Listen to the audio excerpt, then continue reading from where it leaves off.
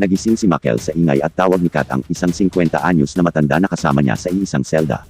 "Eho, eho," gising na sigaw ni Kat ang habang inuuga ang katawan ng binata. "Anong meron tay?" Natatarantang tanong nito habang kumakaripas ng bangon.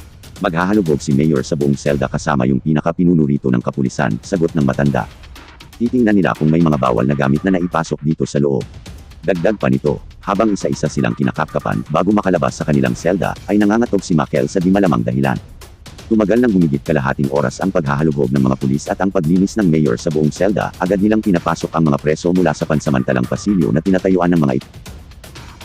Sa mismong araw na iyon ay natanong ni Michael kung anong kaso ng matandang si Kat ang sabi nito ay hindi niya pa alam na pagbintangan lang daw siyang nagnakaw ng gamit ng dati nitong amo sa mansyong dati niyang pinagtatrabahuan. Bakit hindi niyo pa rin po alam? Ilang buwan na po pala kayo rito sa loob? Dagdag na tanong ni Michael sa matanda. 10 na kayo kung sagot nito. Mag-iisang taon na po pa. Hindi pa natatapos ni Michael ang sasabihin ay biglang nagsalitang muli si Kat ang 10 taon. Po, 10 taon. Tapos hanggang ngayon di nyo pa rin alam kung anong kaso nyo. Gulat na tugon ng binata. Unti-unting tumingin ang matanda kay Michael at sumagot habang naluluha ang mata at pinipilit ng ngumiti. "Dito na yata ako tatanda iho, di na rin ako umasang aasikasuhin pa nila yung kaso ko." Si Michael ay 22 taong gulang, nakulong siya dahil sa akos ang pagkakaroon ng iligal na droga. Nasa prosesong paglilitis pa lang ang kaso niya at ito ang kauna-unahang pagkakataon na siya ay nakulong kaya naman naninibago ito sa sitwasyong kanyang sinapit. Mayroong 8 selda sa kada palapag ng gusali ng kulungan at nasa mainit na dulo ng pang-8 selda na merong 35 preso na nananatili si Michael. "Kita mo yan," sabi ni Alex kay Michael sabay turo sa dinalalayong katapat na preso. "Tangkang pagpatay ang kaso kung ba't nandito yan." Paano? Loko-loko. Binugbog ng husto yung pamangkin ng may-ari ng pribadong paaralan dyan sa Manila, di ngayon pahilate-hilata na lang siya dito. Patapos na nga sana daw yan doon saya ang dagdag nito. Bakit daw po niya binugbog? Tanong naman ni Michael. Walang masyadong balita sa kaso niyan kahit nabigatin yung tinira niya pero sabi, nagkainitan daw. Hindi ko naman nakitang nagsisiyan, ganyan lang yan siya, mag-isa, walang kinakausap, sagot naman ni Alex. Ikaw, anong kaso mo? Dagdag na tanong ni Michael. Ako, pag nanakaw, alam mo, labas-masok na ko dito sa kulungan.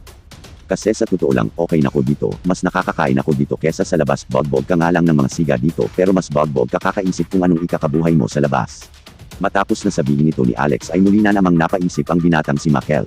Nasa estado kasi na may kakaunting kaya ang pamilya ni Michael kaya naman di niya gaanong alam ang mga ganitong klaseng kwento ng buhay ng mga tao.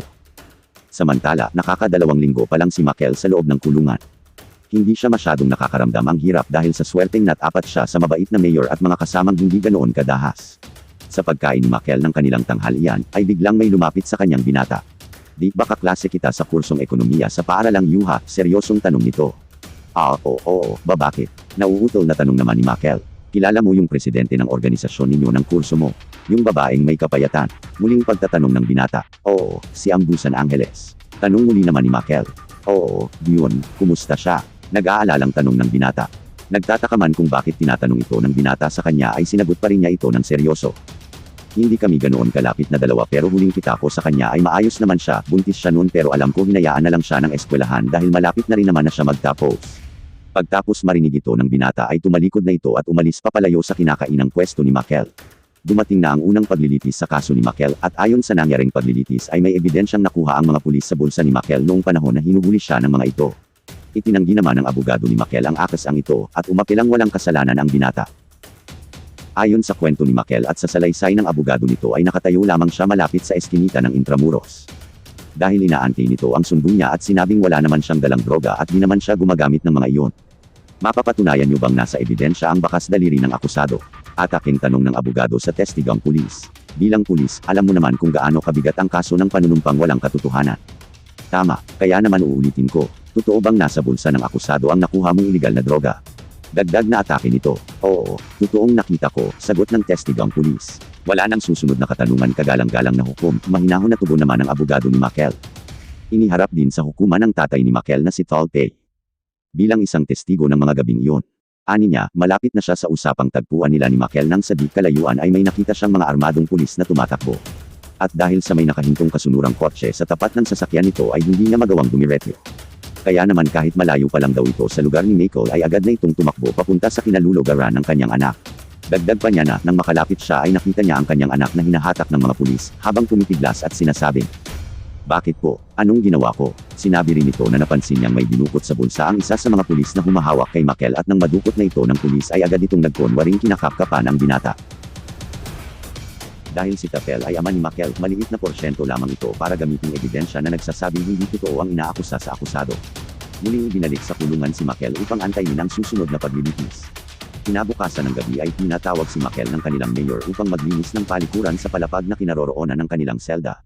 Sa paglilinis ay biglang may pumasok na 3 preso mula sa magkaibang selda at agad na binugbog si Michael. Sabog ang kaliwang mata nito at lamog ang buong katawan. Ito ang kauna-unahang pambubugbog sa kanya sa loob ng kulungan. Habang nakahiga sa sahig ng banyo si Michael ay may muling pumasok sa loob. Hindi niya makilala ito dahil sa pamamaga ng mata at panghihinat pero narinig niya ng malinaw ang sinabi nito. Nasa itaas ang kalaban mo kaya kung ako sayo ay magpakabait ka dahil magtatagal ka pa rito. Sabay alis nito. Pinilit ng binata na tumayo kahit sobrang nananakit ang katawan nito. Sa pagtayo ay dumura ito ng laway na may kasamang dugo at sinabing, "Walang demonyo na nananatili sa itaas, lahat sila bumagsak mula sa langit." Puot at galit ang laman ng puso ni Michael sa pagpasok niyang muli sa selda. Ang lahat ng preso ay nanahimik habang tinititigan siya sa pagdaan niya, ang mga mata nila ay parang nagpapahiwatig na kilala nila kung sino ang dahilan ng mga pasa at dugo ang mukha nito. Lumapit sa kanya ang matandang si Katang at inalalayan ito sa pwestong higaan ng binata at kitang-kita sa mukha nito ang pag-aalala sa binata. 1 linggo din ang nakalipas mula sa pambubugbog na natamo ni Michael. Ang dating malapiting si Michael ay naging tahimik na lamang, lagi na itong mag-isa sa sulok at halos walang nilalapitan at kinakausap. Lunes ng umaga nang inilabas si Michael sa selda upang humarap sa abogado nito.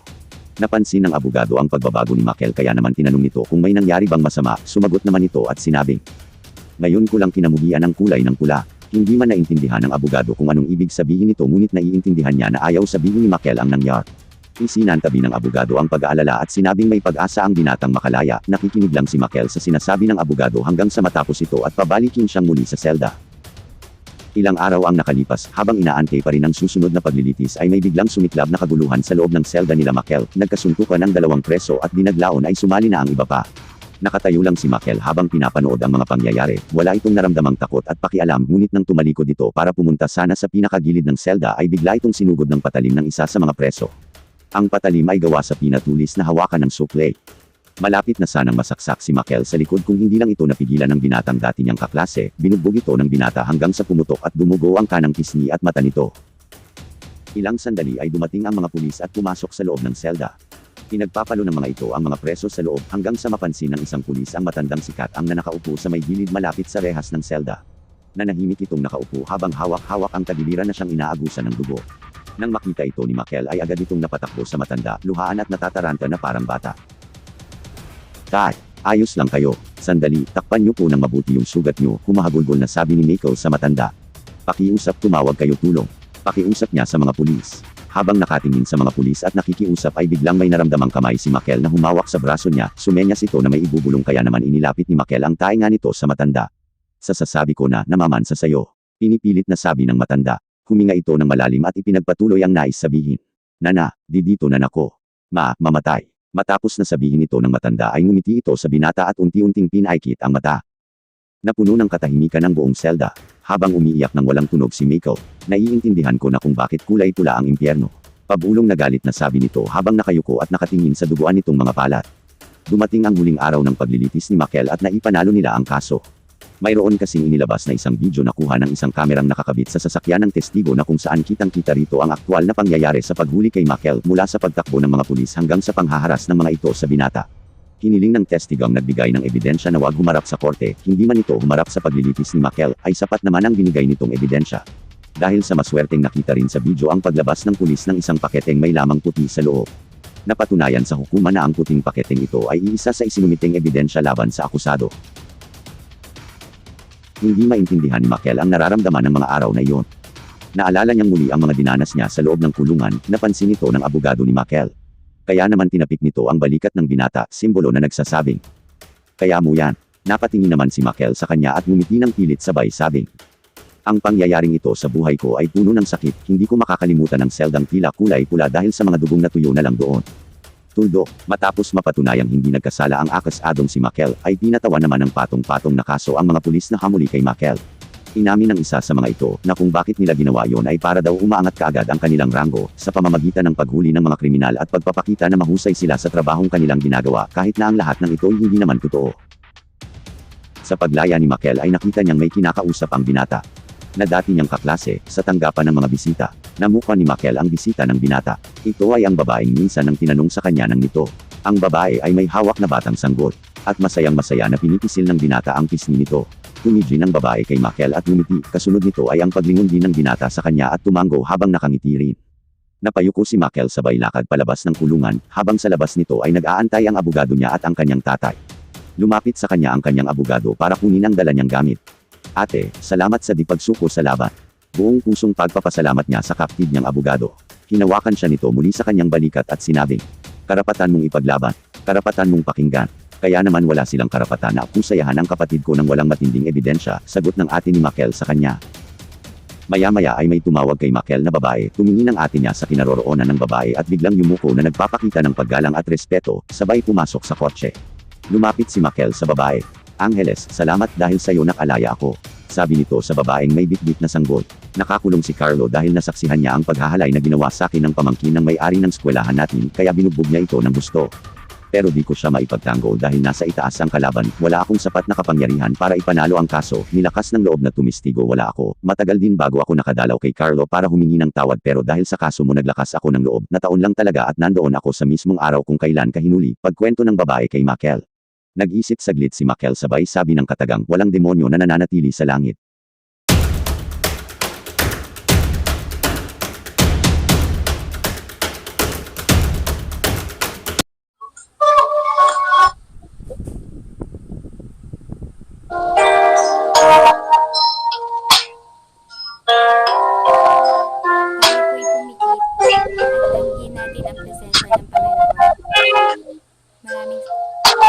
Aming Panginoon sa langit, maraming salamat po sa gabing ito na ipinagkaloob niyo po sa amin. Hindi po namin upang magawa namin ang gawin namin. Hindi po namin tinataas lahat ng pagpapagsambang sa Panginoon Jesus. Amen. Salamat, Miss Mary.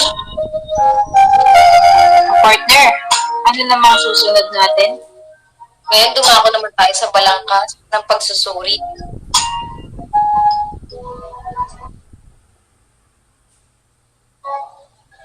Partner, sino nga ba yung mag-uulat dyan?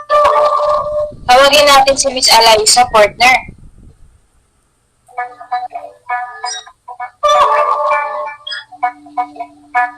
Miss Eliza.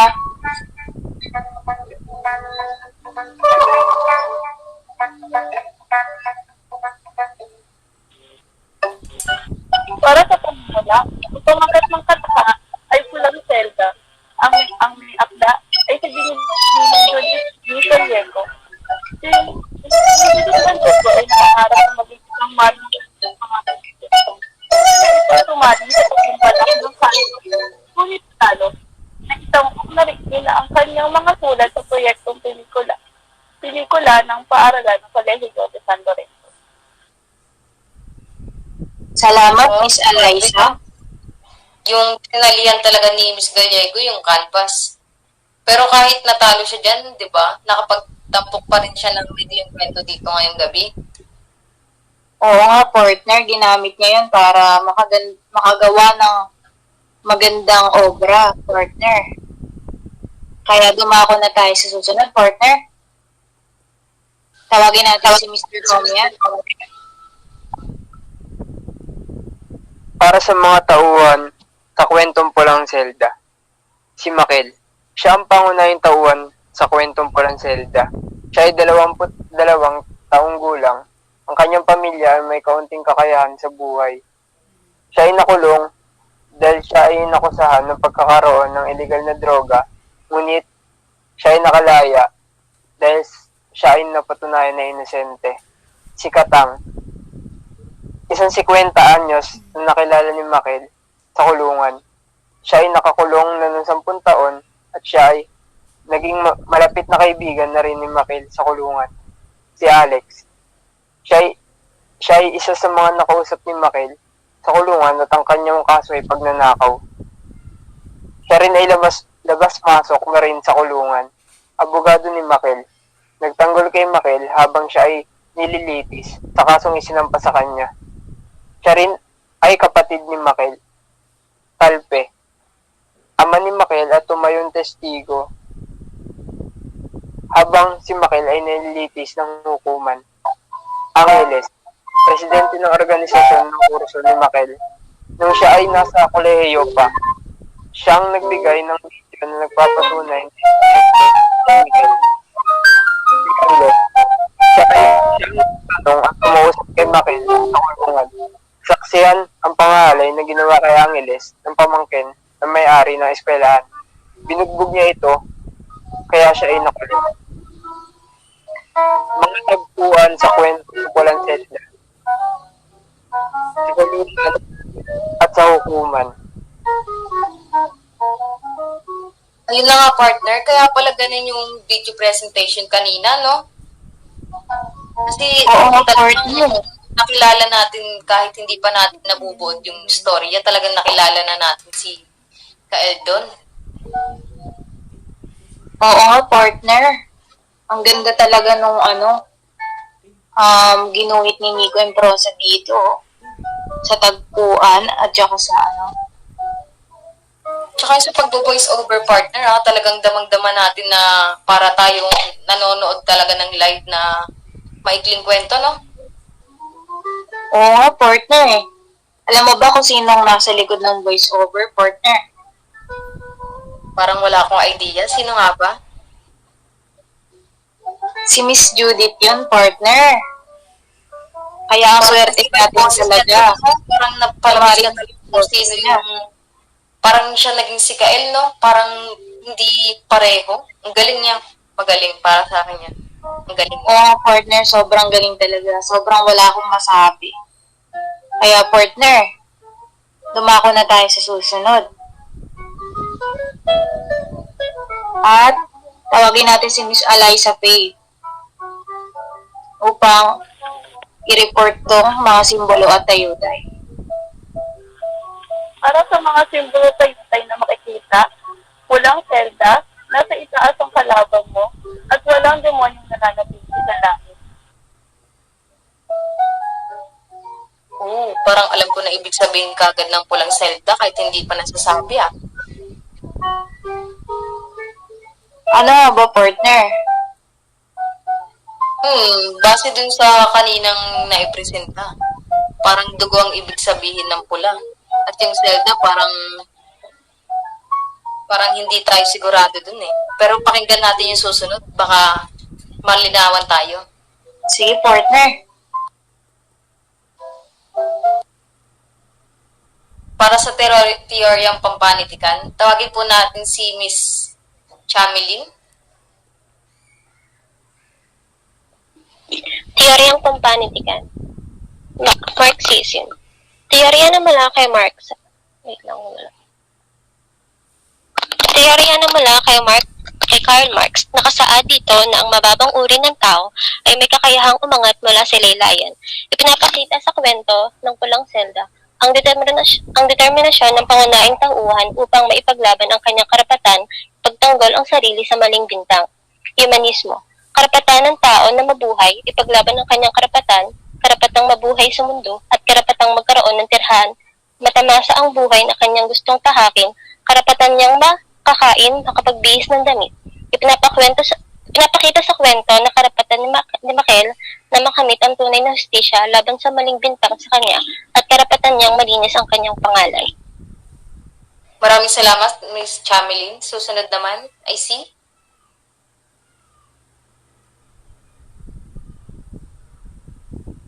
Tawagin natin si Miss Ivy Abejo, partner, para dito sa bisang pampanitikan.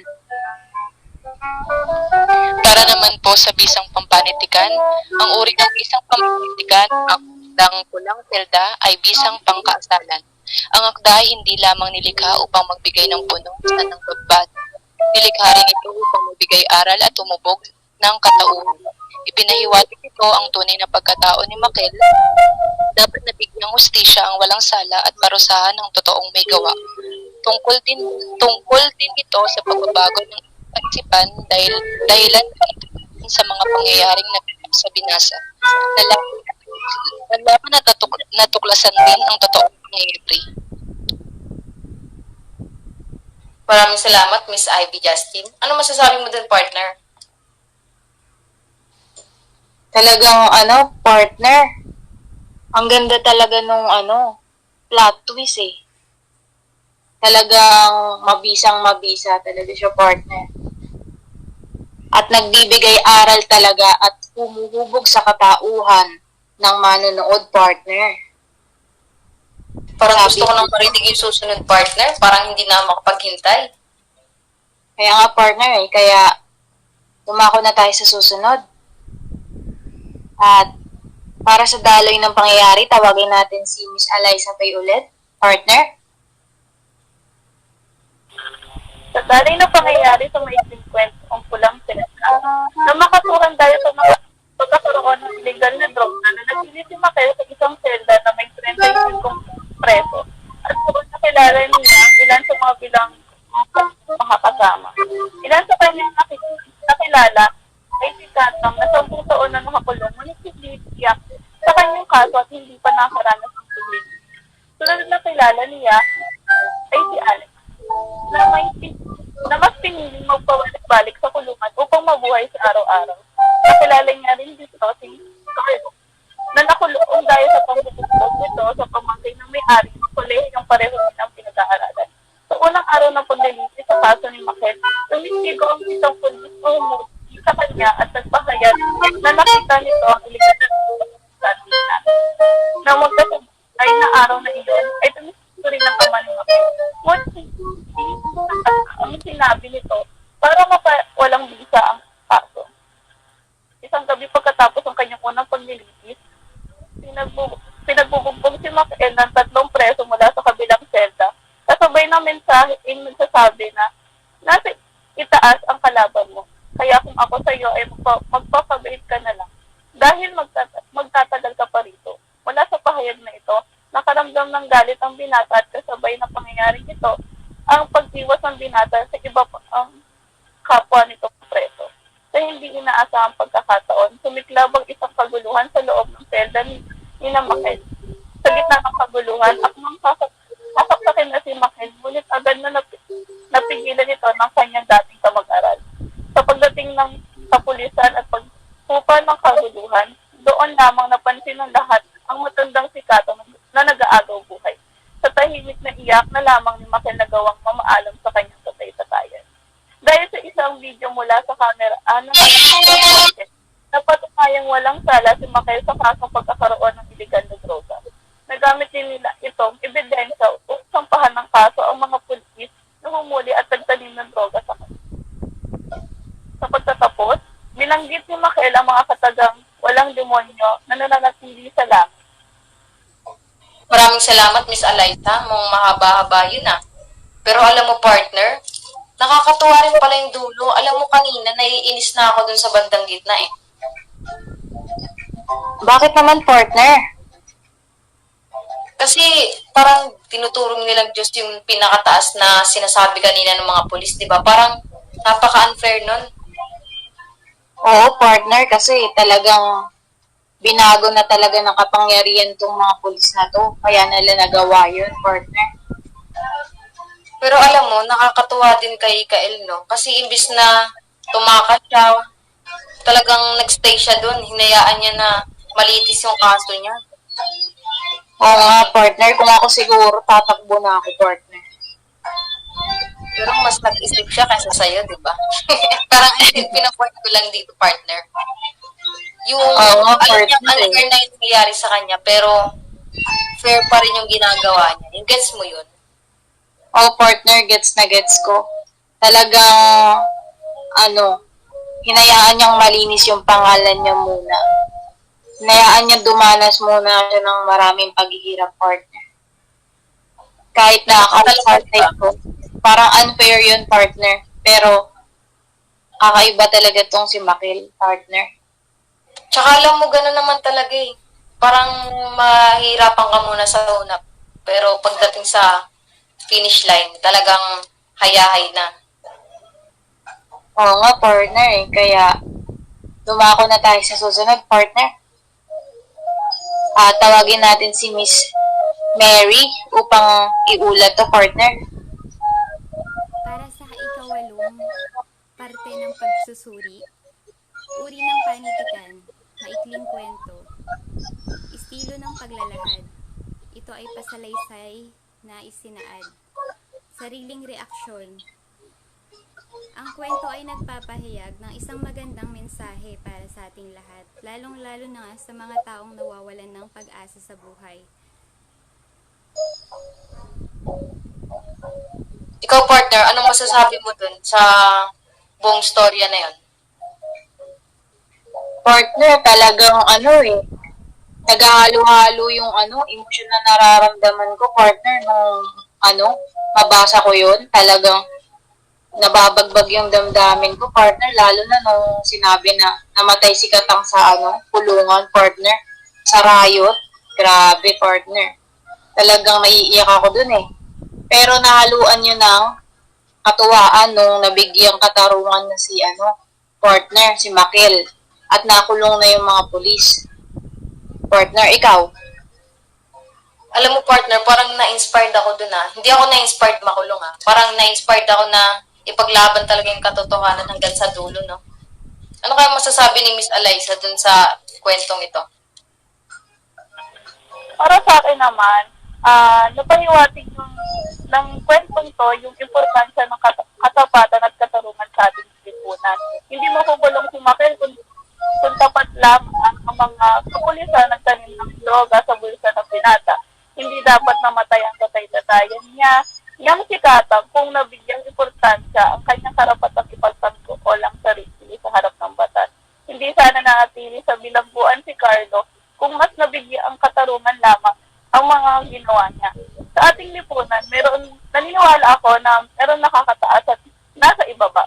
Nasa tao na lang yun kung paano sila magbigay ng pantay na pagtingin sa kanilang mga kapwa. Partner, tawagin natin si Miss Charmeline upang magbigay ng reaksyon niya. Sa sariling reaksyon ko dito sa kwento, nalulungkot ako. Nakakalungkot lang dahil aminin man natin o hindi ay magpahanggang sa ngayon, patuloy na nangyayari ang ganitong mga kasamaan. Hindi masama na maghangad ka ng masigit pa kung anong meron ka nga sa ngayon. Ang masama ay gumagamit ka ng ibang tao para lamang itaas ang iyong sarili. Nakakalungkot lang din dahil may ibang tao na hindi alam o kayang ipaglaban ang kanilang sariling karapatan bilang tao. Salamat, Miss Tapos Charmeline. yung kanina po yung reaction nila. Lalo na dun sa sinabi ni Miss Alyssa na talagang may nakakataas at may nakakababa. Kapag nasa baba ka, parang wala kang magawa. Oo nga, partner eh. Pero papahuli ba dyan si Mr. Narby? Siyempre, Ang hindi, akin- partner. Siyempre hindi.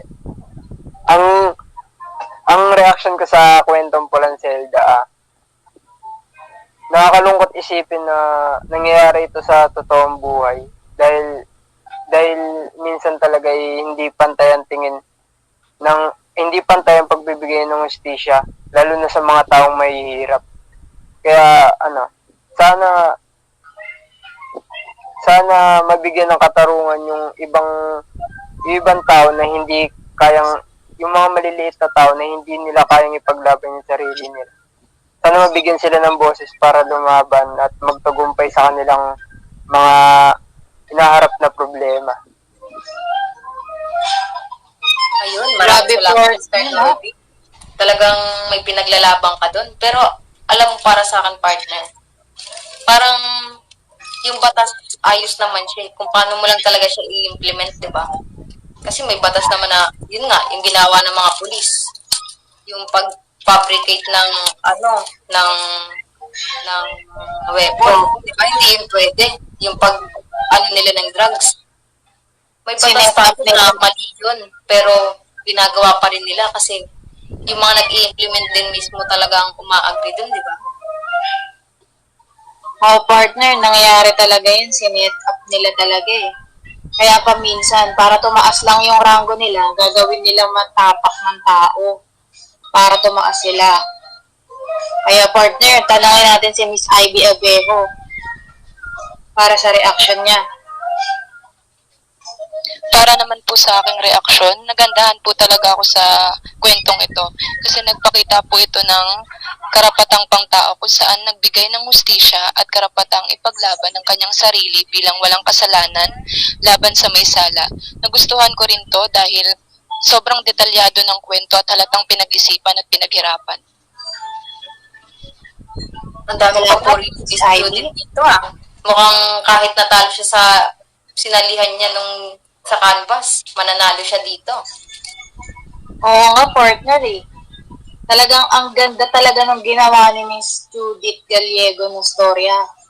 Partner, tinan mo, pamagat pa lang, pamatay na. Pulang Zelda. Diba, parang ma-curious ka na agad na basahin to, partner. Paano pa kaya kapag ginawa nila tong pelikula, partner? Talaga iniwala din ako doon. Dahil dyan, mag-proceed na tayo sa huling... Partner, tawagin natin si Miss Lagata. Dumako naman po tayo sa huling parte ng ating pagsusuri, ang implikasyon at ang gintong aral ng kwentong Ang Pulang Selda. Patuloy na nangyayari sa panahon natin ngayon ang ganitong mga kasamaan, kasakiman at panggigipit o pang-aapak ng mga nasa itaas sa mga maliliit na tao. Kaya sa mga patuloy na nakararanas ng ganitong kasamaan, huwag kayong susuko, huwag mawalan ng pag-asa at huwag matatakot na ilaban ang ating karapatan. Gintong aral, lahat ng nilikha ng Panginoon ay pantay-pantay, walang nasa itaas at nasa ibaba. Kaya huwag gumawa ng mga bagay na ikapapahamak ng iba para lamang sa pansariling kapakanan, dahil lahat ng kasamaan na ginagawa mo ay may balik sa iyo. Tama, nag-agree ako sa gintong aral na yan, partner. Alam mo, sinabi ko kanina, di ba, naniniwala ko may itaas at baba. Pero, hindi yung panghabang buhay. Parang hindi yung permanente. Kasi pwedeng nasa taas, bumaba. Tapos nasa baba, pwedeng tumaas. Depende yun sa ginagawa mong kasamaan, di ba? Kung kasamaan naman lahat ng ginagawa mo, hindi ka mananatili sa taas. Oo nga, partner. Kaya nga, walang demonyo ang nananatili sa langit, partner. Lahat bumabagsak. Naku, nakakatakot yan, lalo na sa mga politiko ngayon. Sinabi mo pa, partner. Mahirap na mag-drop name, partner. Naku, huwag mong gagawin yan. Ikaw talaga ang mapupunta sa ibaba. Dahil yan, tapusin na natin to ng meron tayong gabay. Tawagin natin ulit si Miss Mary para sa panapos na panalangin.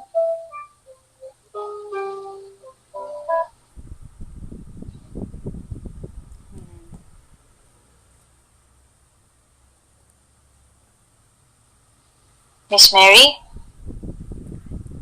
Ngayon po ay dadalhin tayo sa panalangin. O Panginoon, maraming salamat po at sa gabing ito ay natapos namin ng matiwasay ang aming webinar at katuparan namin ang aming layunin na maipabatid sa mga manonood ang layunin ng aming webinar. Ito po'y aming dinadalangin sa pangalan ni Jesus. Amen. Amen. Maraming salamat, Miss Mary, sa iyong dasal. At maraming salamat rin sa lahat ng dumalo dito sa webinar. Partner. Yes, partner? Magpasalamat ka naman sa lahat ng nag-effort para Salamat po sa lahat. Salamat po sa manonood nito. Lalo na po sa inyo, sir. Partner. Maraming salamat, Sir Navas, sa pagbigay sa amin ng lakas upang gumawa ng gantong webinar. Salamat din sa mga tagapag-ulat, ang gagaling nyo. At lalong-lalo na sa sumulat ng storyang ito.